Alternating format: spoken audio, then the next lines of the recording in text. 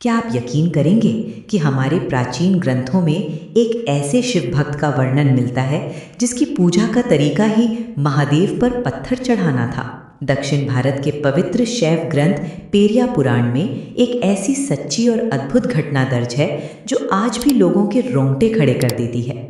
आज अगर कोई इंसान शिवलिंग पर पत्थर मारे तो उसे सबसे बड़ा पापी माना जाएगा, लेकिन इतिहास में एक ऐसा भक्त हुआ जिसके फेंके हुए पत्थर महादेव को दुनिया के सबसे सुंदर फूलों से भी अधिक प्रिय लगे।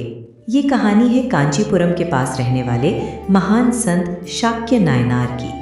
जीवन के सत्य की खोज में भटकते भटकते अंत में उन्हें समझ आया कि शिव ही परम सत्य हैं। एक दिन जंगल से गुजरते हुए उनकी नज़र खुले आकाश के नीचे रखे एक प्राचीन शिवलिंग कर पड़ी। उस एकांत में शिवलिंग को देखकर उनका हृदय प्रेम से भर गया। वे उसी क्षण पूजा करना चाहते थे, लेकिन उनके पास न जल था, न बेलपत्र और न ही कोई फूल। भाव विभोर होकर उन्होंने पास पड़ा एक छोटा सा कंकर उठाया और पूरी श्रद्धा से शिव शिव कहते हुए शिवलिंग पर अर्पित कर दिया।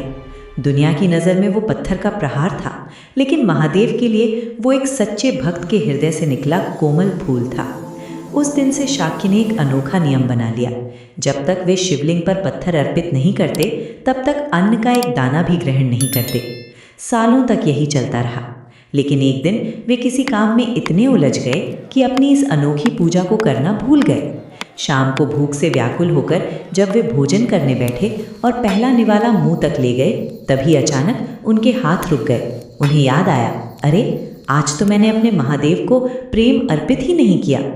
उसी क्षण वे खाली छोड़कर नंगे पांव भूखे प्यासे घने जंगल की ओर दौड़ पड़े। हाँफते हुए जब वे शिवलिंग के पास पहुंचे तो उनकी आंखों से पश्चाताप के आंसू बह रहे थे।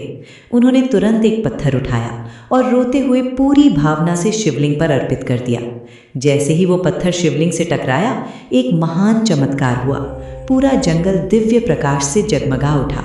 स्वयं भगवान शिव माता पार्वती के साथ नंदी पर सवार होकर प्रकट हुए और अपने इस अनन्य भक्त शाक्य नायनार को सदा के लिए शिवलोक में स्थान दे दिया।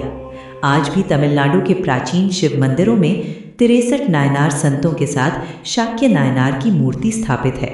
लाखों श्रद्धालु मुख्य शिवलिंग के दर्शन से पहले इन संतों के सामने सिर झुकाते हैं, क्योंकि उनकी कहानी हमें सिखाती है भगवान को धन या महंगी पूजा सामग्री नहीं, केवल सच्चे हृदय का भाव चाहिए। अगर आप भी मानते हैं कि महादेव केवल भाव देखते हैं तो कमेंट में ज़रूर लिखें, हर हर महादेव।